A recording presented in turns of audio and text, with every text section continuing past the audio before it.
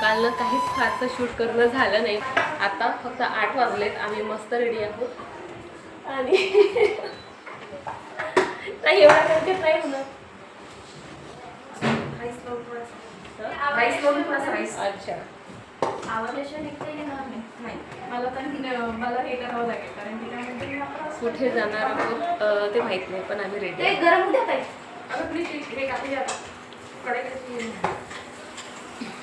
8 वाजलेत, आम्ही छान रेडी झालो. तर कुठे जाणार आहोत हे अजूनही आम्हाला माहिती. ज्यांना माहित आहे ते आणखी झोपलेले. बोलत आहे कुठे जाणार आहोत ते आणखीही माहित नाही. रेडी होऊन बसलो. आता जेवण वगैरे सगळं करू. 6 वाजता निघायचं होतं. आता जेवण करून घेऊ. 6 वाजता निघायचं ठरलेलं.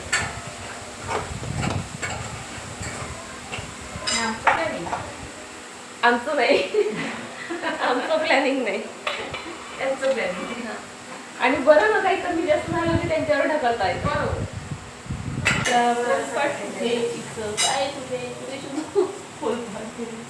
हे काकू चिकनची दगडाचं आहे. हे काकू चिकनची नाही, हे काकू विदाउट चिकन.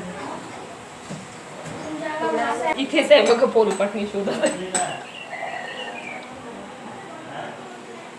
असंच होतं नाही दुसऱ्यांकडे, म्हणजे वस्तू त्यांची जागेवरच असते पण आपल्याला सवय नसते ना, त्यामुळे म्हणजे डोळ्यासमोरची ही गोष्ट दिसत नाही. सो सकाळी सकाळी आमचा स्वयंपाक झाला, जेवणं झालीत. आरोहीचे पप्पा तर सकाळीच उठून मॉर्निंग वॉक वगैरे करून आलेले, पण या दोन्ही दादांची झोप झाली नव्हती, त्यामुळे आमचं सर्व खोळंबलेलं होतं.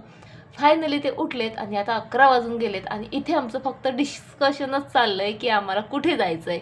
आणि या मॅडमची पॅकिंग चाललेली, म्हणजे तिचीही पॅकिंग तशी झालेली, पण जसं जसं एक एक गोष्ट आठवत होती तसं तसं ती पॅक करत होती. आणि मुलं तर खेळून खेळून भांडून भांडून दमले की पण त्यांना मोबाईल द्यावा लागायचा आणि दिलेलंच बरं असायचं माहिती आहे का. खेळली भांडली की डोक्याला नुसता ताप. जेवण करून सुद्धा आता अर्धा तास झाला, सर्व आवरून झालं. मुलं तर आता झोपी आलेत आणि आता वाजलेत बघा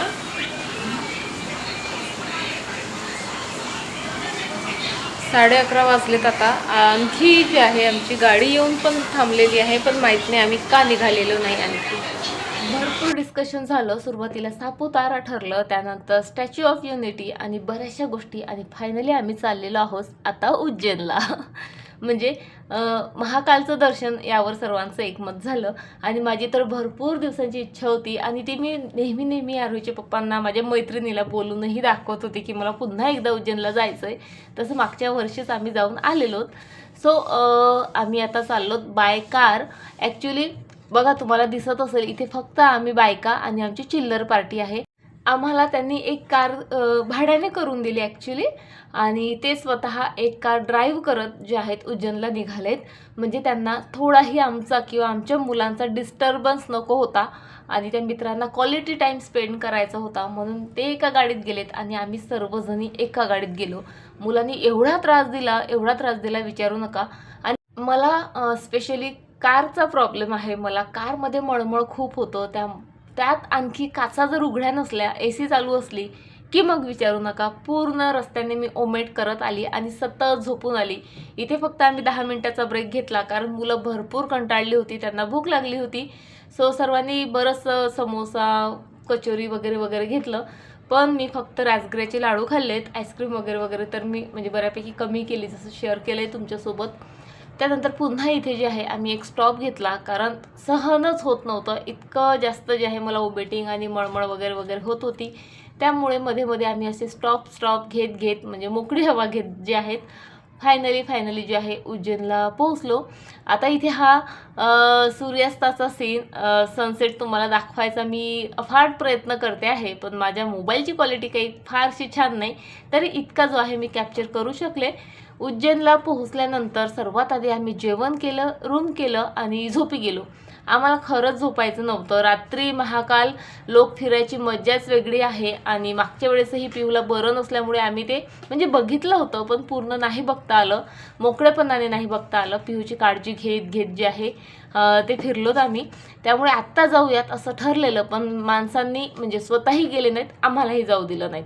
त्यामुळे आम्ही आलोत रूमवर, झोपी गेलो आणि आता डायरेक्टली मी तुम्हाला भेटते आहे सकाळी 5 वाजता. आम्ही इथे रेडी आहोत. 4 वाजताचाच अलार्म लावला होता. मस्त जे आहे रेडी झालोत आणि आम्ही पटपट जे आहे महाकाल सरकारच्या दर्शनाला इथे चाललेलो आहोत. कारण माहीत होतं जराही वेळ झाला की मग मंदिरात प्रचंड गर्दी होते आणि दर्शनाचे भरपूर हाल होतात. पण आम्हीच फक्त स्मार्ट आहोत हा आमचा गैरसमज होता. सर्वांनाच माहीत आहे की जेवढं लेट झालं तेवढी गर्दी वाढणार, म्हणून सकाळी 5 वाजता देखील बघा इथे भरपूर गर्दी होती. ॲक्च्युली इथे 5:15 साडेपाच झालेले असतील. येता येता आम्हाला वेळच लागला. त्यानंतर सर्वात आधी आम्ही टिक्के वगैरे लावून घेतले. प्रचंड आवडतं मला. शेगावलाही गेली ना तर टिक्के लावायचा प्रयत्न मी करत असते बऱ्याचदा. आता इथनं जे आहे बघा महाकाल लोक स्टार्ट होतं आणि अशा भोवती इथे उभे राहते जातात. नजारे असतात. पण जसं मी बोलले आमच्या माणसांनी काही आम्हाला ते नजाऱ्यांचा आनंद घेऊ दिलेला नाही. येत नाही खरी म्हणजे लाईट्समध्ये असते. बरं बघा तुम्ही किती मोठ्याच्या मोठ्या रांगा लागलेल्या आहेत. 5:30 आणि म्हणतात असं की महाकालची इच्छा असली तरच आपण तिथपर्यंत पोहोचतो किंवा तो बोलवतो तेव्हा आपण दर्शन घेऊ शकतो. माझी खूपदा इच्छा होती आणि खूपदा मी म्हणजे बोलून दाखवली होती आरोहीच्या पप्पांना तर इथपर्यंत की मुलांची इच्छा नाही तर त्यांना आपण ना अकोल्याला माझ्या आईकडे ठेवू आणि आपण दोघं एका दिवसात जाऊन येऊ. पण मला दर्शनाला जायचं आहे आणि ते कुठेतरी महाकालने ऐकलं असेल आणि मला पुन्हा जे आहे यावर्षी बोलवलं दर्शनाला. खरंच खूप छान दर्शन झालं. मागच्या वेळेसपेक्षाही खूप छान दर्शन झालं. अगदी जवळून झालं. मस्त दर्शन घेतलं आणि स्क्रीनवर तुम्हाला हे दर्शन दिलं बरं का मी. हात जोडा आणि हर हर महादेव बोला. सो त्यानंतर बाहेर आलोत. बाहेर आल्यानंतर आता काय हाही आमचा प्लॅन ठरलेला नव्हता. सो मी सर्व लोकांना सांगितलं इथे असं असं असं असं फिरायला आहे. फिरायचं का? सो सर्वांचं म्हणणं झालं की आपण महाकालच्या दर्शनासाठी आलो इनफ आहे कारण ऊन प्रचंड आहे. आपण सरळ इंदोरला जाऊयात. पण मी म्हटलं आता आलेलोच आहोत तर बघून घ्या तुम्ही. आम्ही तरी बघितलेलं पण तुम्ही बघून घ्या. सो इथे आम्ही सांदीपनी आश्रमात आलोत. इथे श्रीकृष्ण आणि सुदामा यांनी सांदीपनी ऋषीमुनीपासून शिक्षण घेतलेलं. त्यांच्या 64 कला वगैरे वगैरे खूप सुंदररित्या इथे ना प्रस्तुत केलेल्या आहेत. अगदी शेतामातीनं सारवलेलं हे सर्व आहे. त्यावर ह्या मोठ्याल्या मोठ्या फ्रेम्स आहेत. बघून ना तुम्ही इथनं पायच तुमचा पुढे निघणार नाही. पण माहिती आहे का आम्हाला धावतच हे सर्व बघावं लागलं आणि म्हणून धावतच मी तुम्हाला हे सर्व दाखवते आहे. आमच्या तिघींशिवाय हे सर्व पाहण्यात कोणीच इंटरेस्टेड नव्हतं. आमची पुरुष मंडळी तर ॲटोमध्ये बसून होती. बरं हे सर्व तर खरंच खूप सुंदर आहे आणि हे जे मड आर्ट आहे ना ते तर पाहाल ना तुम्ही खरंच खूप खूप खूप सुंदर आहे.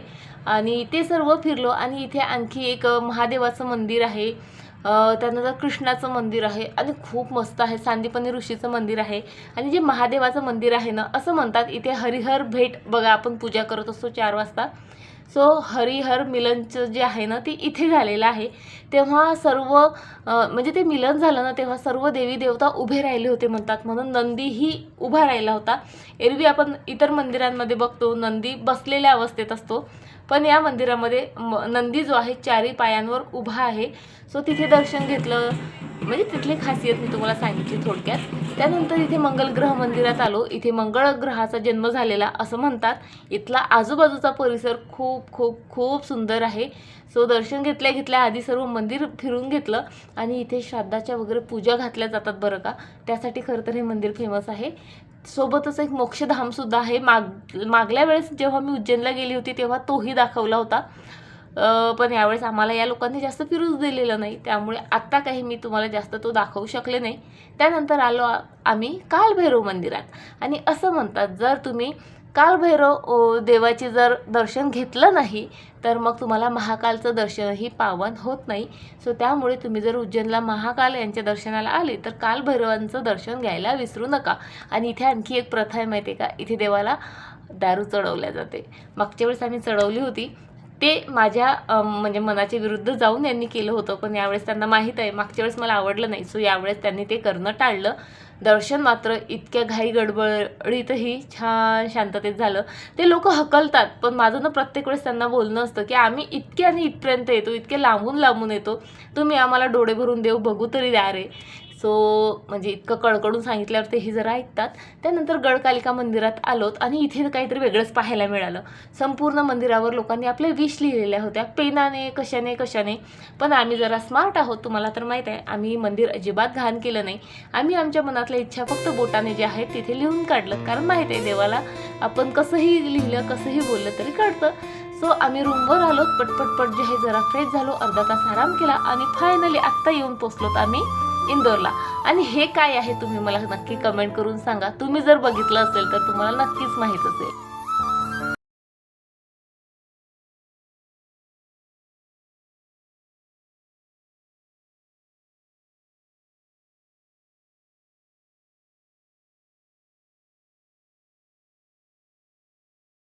जस्ट थोड्या वेळापूर्वी जे आहे इंदोरला येऊन पोचलो. आधी जेवण केलं कारण प्रचंड भूक लागलेली होती आणि त्यानंतर राजवाडा बघायला आलो. इतका सुंदर राजवाडा आहे हा बाहेरनं, आतनं तर म्हणजे किती सुंदर असेल जस्ट इमॅजिन.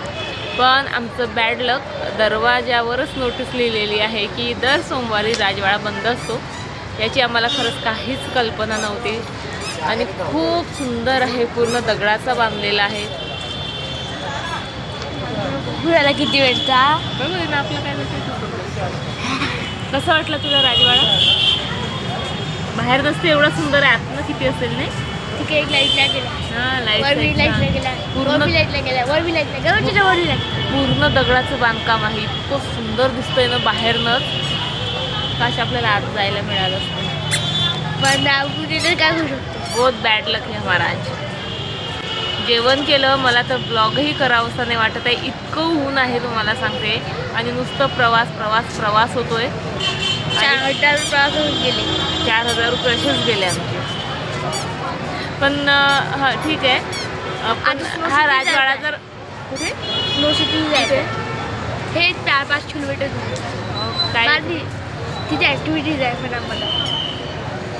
आता मुलांचं चाललेलं आहे स्नो सिटीला चला, वॉटर पार्क चला. आता 3 वाजलेत. आता कुठेही गेलं ना तर फुल एन्जॉय तर काही करता येणार नाही, म्हणून पाहतोय आम्ही आता काय कुठे जायचं विचार चाललेला आहे. Snow park. तू स्नो पार्कला जातोय? अरे वा, 2 तासासाठी. ये आमचं बायकांचं प्लॅनिंग इतकं तगडं होतं. आम्ही आज ठरवलेलं, म्हणजे आमचं गाडीमध्येच प्लॅन झालं की आज दिवसभर आपण मस्त शॉपिंग करू, त्यानंतर रात्री मस्त इथे मुक्काम करू आणि दुसऱ्या दिवशी सकाळी जे आहे पुन्हा राजवाडा जो बंद होता तो बघू. आणि सायंकाळचं मग सायंकाळचं नाही, 10-11 वाजता जे आहे मुलांना आपण वॉटर पार्कमध्ये घेऊन जाऊ. बऱ्याचशा गोष्टी प्लॅन होत्या पण माणसांनी आमचं काहीच चालू दिलं नाही. त्यांचं म्हणणं होतं भरपूर ऊन आहे, त्रास होतोय, चला घरी गेलेलं बरं. आणि म्हटलं चला बाकी काही नाही, शॉपिंग तरी आम्हाला करू द्या.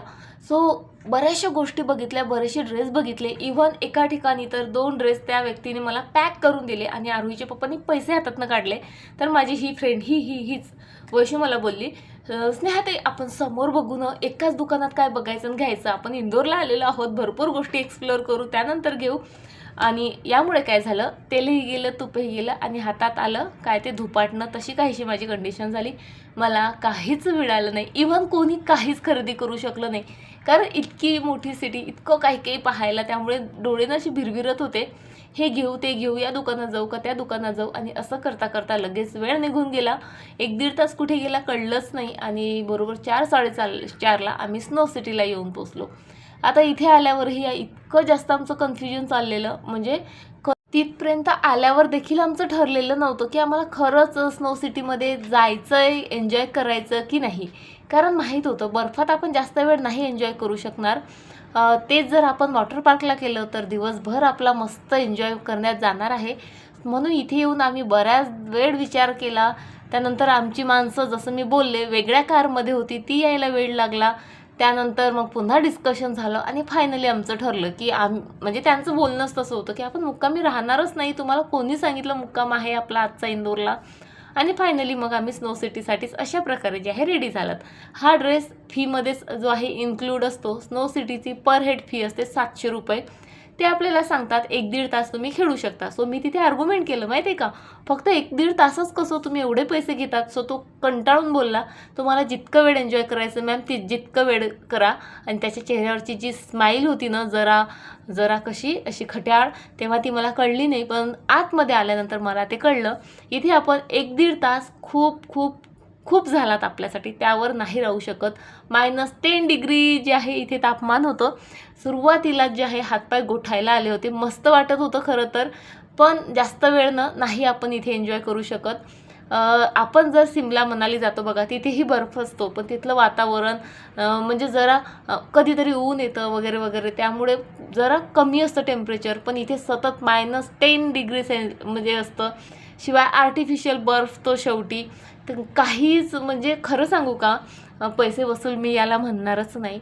मुलं रडायला लागली होती अक्षरशः. पिहू, नंतर स्वराज, जो थोड्या वेळा आधी तुम्ही बघितला माझ्यासोबत व्हिडिओमध्ये, तो खूप रडलेत. फक्त ह्या ज्या स्लाईड वगैरे आहेत ना, त्या त्यांनी एन्जॉय केल्यात सुरुवातीला, पण नंतर काय व्हायचं, तो बर्फ ना जर आपण चुकून पडलं किंवा हातात घेतला ना, तो असं चिपकून राहायचा, आणि चिपकून राहिला की प्रचंड त्रास व्हायचा. पिहू आणि स्वराज, त्यांचे पाय छोटे, शूज पण त्यांच्याच मापाचे होते, पण माहीत नाही का त्यांच्या शूजमध्ये बर्फ जात होता. सॉक्सही ओले, आणि त्यांचे पायांना चिपकला की मग ती रडायला लागत होते अक्षरशः. त्यामुळे मुलांची काळजी घेत घेतच आमचा बराच वेळ गेला. एन्जॉय केलं नाही असं नाही, एन्जॉय पण भरपूर केलं. आणि या बघा, गाडीमध्ये आरोहीचे पप्पा बसले आणि मला बोलले ओढ. बरं, ते तर बसले, पिहूही बसला. म्हणजे इथे बऱ्याचशा गोष्टी अशा होत्या की त्या खरंच एन्जॉय केल्यात आम्ही. या इग्लूमध्ये जाऊन म्हणजे मला इतकी एक्सायटेड होती मी की ते लोक कशी झोपतात इथे ट्राय करायचं प्रयत्न केला, पण असं थंडा लागलं की काय सांगू. त्यानंतर बऱ्याचशा गोष्टी जशी शेकोटी म्हणा, किंवा त्या स्लाईड मी तुम्हाला दाखवल्या, एक मस्त ब्रिज होता. त्यानंतर गुफा इथे तयार केलेल्या होत्या, एक छोटंसं हॉटेलही होतं, ते कॅप्चर करायचं तेवढं राहिलं. आणि इथे ना एक्झिस्ट होतं खरं तर, पण मुलांना जास्त त्रास झाला की ते तिथे 10 मिनटं त्यांना बसवायचे, गरम झाले की मुलांना आतमध्ये सोडायचे. मोठ्या लोकांसाठी नव्हतं बरं का ते. मोठ्या लोकांसाठी तुम्हाला त्रास होत असेल तर डायरेक्ट एक्झिस्ट करा, असं जे आहे त्यांचं म्हणणं होतं. पण मुलांना तेवढी सुविधा त्यांनी ठेवली होती, नाहीतर मुलं तर 15 मिनटात जे आहे बाहेर पडले असते. खरं सांगते, इथे भरपूर छान होतं, खरंच छान होतं. पण एवढा थंड म्हणजे आपल्याला सहन होत नाही, आणि आपण जास्त वेळ खेळू शकत नाही. त्यामुळे स्नो पार्कसाठी 700 रुपये देणं म्हणजे मूर्खपणा आहे खरं तर, असं मला वाटलं. पण मजा आली, काहीतरी वेगळा एक्सपिरियन्स होता. म्हणजे आम्ही ना रिग्रेट करत होतो खरं तर बाहेर आल्यानंतर. जरा मुलं तर रडायला लागली की तुम्ही आमचा दिवस वेस्ट घालवला, एवढे पैसे इथे मोजले, तेवढेच वॉटर पार्कमध्ये दिले असते तर आम्ही एन्जॉय केलं असतं वगैरे वगैरे. पण नंतर आम्ही त्यांना जवळ घेऊन छान समजावून सांगितलं, बघा आज जरी आम्ही वॉटर पार्कला गेलो असतो, स्नो पार्क आम्ही कॅन्सल केला असता, पण कधीतरी म्हणजे या नाही तर त्याच्या पुढच्या ट्रिपमध्ये आम्ही तो एक्सप्लोअर केलाच असता. म्हणजे काहीतरी नवीन आपल्या कानावर आलं की आपण एकदा तरी तिथे जाऊन बघावं, अशी आपली इच्छा असते. मागच्या वर्षी जेव्हा आम्ही इमॅजिकेला गेलो होतो ना, तेव्हाही आम्ही एक दिवस आणखी मुक्कामी राहून स्नो पार्क एक्सप्लोअर करायचं ठरवलं होतं. पण मुंबईमध्ये प्रचंड पाऊस असल्यामुळे आम्ही मग म्हणजे मागे फिरलो, नाहीतर तेव्हाही आमची इच्छा होती. सो म्हणजे आज नव्हतं जी गोष्ट केलीच असती, तर आज मजबुरी म्हणून केली खरं तर. पण आता मजबुरी म्हणते आहे मी, कारण वॉटर पार्क नाही मिळाला म्हणून आम्ही इथे स्नो पार्कमध्ये आलो. पण छान वेळ घालवला, एक नवीन एक्सपिरियन्स आला.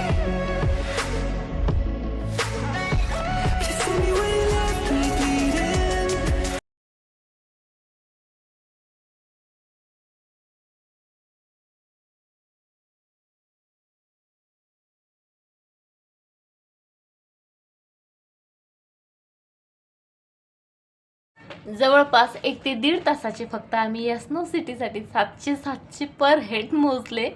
याचं जरा असं वाईट वाटलं, पण बऱ्यापैकी एन्जॉय झाला. तुमच्याकडे याशिवाय दुसरं ऑप्शन नसेल ना, तर स्नो पार्क करा, किंवा तुम्ही तेवढी थंडी सहन करू शकत असाल तर करा, नाहीतर फक्त 1-1.5 तासासाठी 700 रुपये नॉट वर्थ इट, नाही का. बरं चला, भरपूर एन्जॉय केल्यानंतर आम्ही निघालोत घरी यायला, आणि रस्त्यात एका ठिकाणी थांबलोत जेवण करण्यासाठी. सो इथे माझी त्या क्यूट पिहूसोबत जी आहे अशी मस्ती चाललेली. दोघींनाही आम्हाला प्रचंड झोप येत होती, त्यामुळे आमची अशी मस्ती चाललेली. त्यानंतर जेवण आलं, मस्त पोटभर जेवण केलं. वाटलं नव्हतं बरं का की इतकं दमलेलं असल्यावर जेवण वगैरे वगैरे जाईल, पण जेवण टेस्टी होतं. जरा मसालेदार होतं खरं, पण बरं होतं. सो मस्त जेवण केलो. घरी पोचायला आम्हाला 2:30 ते 2:45 वाजलेत. घरी आल्या झोपी गेलो आणि त्यानंतर सकाळी उठून आम्ही रिटर्न येणार होतो, त्यामुळे पटपट जे आहे रेडी झालोत. इथे ह्या सर्व फॉर्मॅलिटी चाललेल्या, म्हणजे काही गरज नसताना तिने आम्हाला साड्या वगैरे घेऊन आलेली होती. सो तीच इथे आम्हाला देत होती. चला आता मी आता घरी जाते आणि नंतर तुम्हाला आपल्या डेली रुटीनच्या ब्लॉगसोबत भेटते. तोपर्यंत फ्रेंड्स स्वतःची काळजी घ्या आणि हो, व्हिडिओ आवडला असेल प्लीज लाईक करा, शेअर करा आणि छान छान कमेंट करा. बाय, टाटा.